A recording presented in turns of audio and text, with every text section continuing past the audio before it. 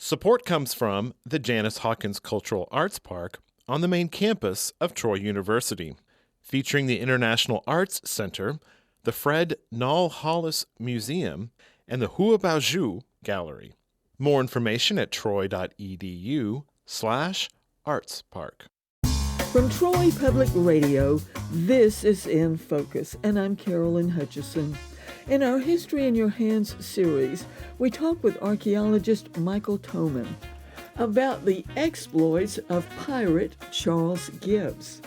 Michael serves as Assistant Director of Education and Interpretation for the Florida Public Archaeology Network at the University of West Florida. Mike, welcome back to Troy Public Radio. Thanks so much for having me back. Mike, you told one of the most intriguing stories in one of our previous interviews. You grew up loving pirate stories, and your first story was about a very famous pirate along the Panhandle, Jean Lafitte.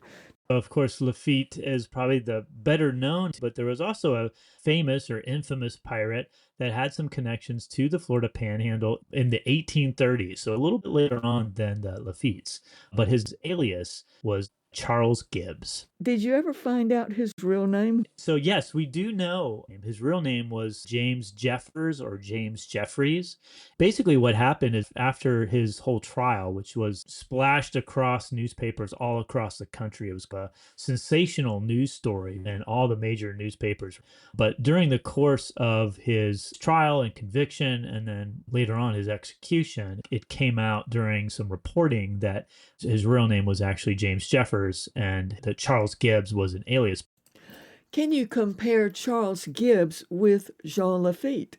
Yes, probably the biggest thing is obviously, other than their involvement with piracy, is the fact that these two pirates operated in the early 19th century. So unlike what most people are familiar with, pirates during what's known as the golden age of piracy, so this is late 1600s throughout the early 1700s, but 100 years after that, in the late 1700s, early 1800s, piracy kind of spiraled back out of control in the Gulf and Caribbean. These two operated around that time. Charles Gibbs was a mariner. He had spent most of his life at sea, but there's a lot of questions about the story that eventually came out because of this trial. In 1831, there was this sensational trial that was beginning to be reported on, and it involved Charles Gibbs, and he was on board a vessel, a brig called the Vineyard. It was carrying cargo from New Orleans, and its plan was to sail from New Orleans up to Philadelphia. Well, during the voyage, it came out that the brig, the Vineyard, was actually also carrying several kegs full of Mexican dollars that were valued anywhere between $15,000 to $20,000 at the time, so worth a lot of money. When some of the crew members figured this out, including Charles Gibbs, they conspired that they would steal the money. It was just too much of a valuable opportunity for them to pass up. So they killed the captain, they killed the first mate, and then they eventually took the ship to New York. And when they got to New York, they decided that they needed to cover up their crime. So they put the money that they got off the vessel onto two small longboats, and then they set the brig Vineyard on fire and let it sink. So what happened after they sank the ship? They were trying to row to shore to what's now Long Island, New York, but the weather kicked up and one of the boats capsized and they lost most of their money except for one keg.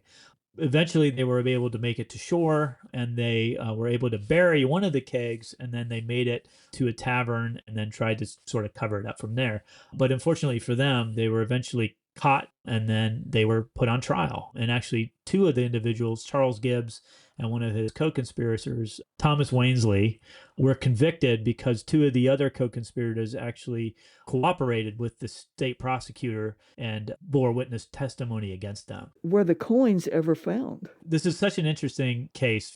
It is one of the very few documented cases where pirates actually buried treasure. Pirates burying treasure is kind of the trope, right? When we think of Treasure Island, right? That's kind of really what started that trope. When that book was written by Robert Louis Stevenson, he probably got that idea for burying treasure from this case. it wasn't typical for pirates to even get things like gold and silver dollars. And most of what pirates were capturing were things like the Lafitte's, where they were enslaved people, or the cargo that the ship was actually carrying. Very few pirates were successfully able to actually get hold of money.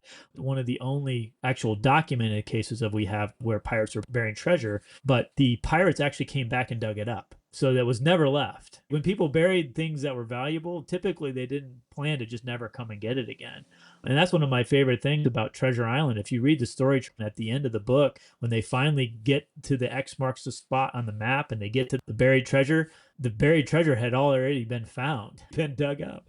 So yes, it was found by the pirates who buried it. How did the law catch up with him? When they had gone to a tavern, they had to get their stories straight, and one of the co-conspirators felt that they were about to be swindled out of their fair share of the money, so he basically ratted on them. He told the authorities, and then the one co-conspirator who had told the authorities, the marshal, who then arrested everybody, agreed to testify against the two individuals who were eventually charged with murder and piracy and then hanged.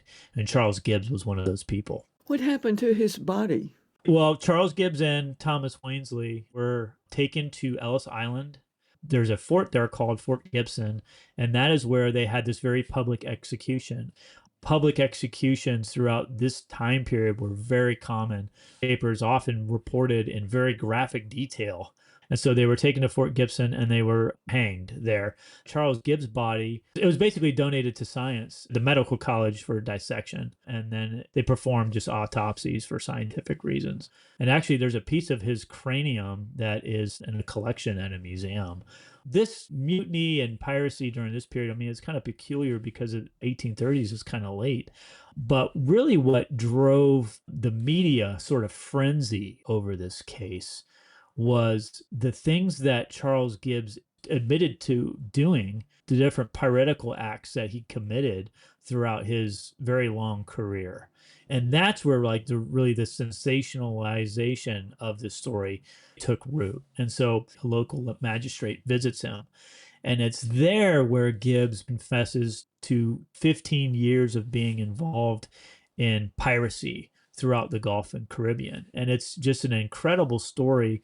Charles Gibbs, according to his testimony and to what he later confesses to, he originally served on the USS Chesapeake during the War of 1812, and it was involved in a very famous battle with a ship called HMS Shannon, where the Chesapeake was actually captured. Not long after that, according to Gibbs' account, he's captured. He spends a couple years in Nova Scotia as a prisoner. But after the War of 1812 ends in 1815, Charles Gibbs joins a privateer ship that has a commission to fight against some of the Spanish-American countries that are revolting against Spain. He joins a schooner called Maria, gets involved in piracy, according to his own account. And he says that when they were on Maria, they weren't getting as much action as they were hoping to get, so they decided to mutiny. And that's where he gets his connection to the Panhandle, because based on his testimony, they actually dropped off the officers in Pensacola and decided they would just become full-fledged pirates. And from there, he basically claims to have been involved in many different incidents of piracy throughout the Gulf and Caribbean, where he claims to have captured over 40 ships and admits to executing most of the crews on those ships. We know that most of the things that Charles Gibbs claims in those confessions, including his claim that he served on USS Chesapeake, are just not true. There's been several historians that have tried to verify some of the claims that he makes, and so far, very few of the things that he's said in his confession have been corroborated. Obviously, he was burnishing his legend. Mike, I want to thank you for joining us today with the story of pirate Charles Gibbs. Thanks so much for having me back.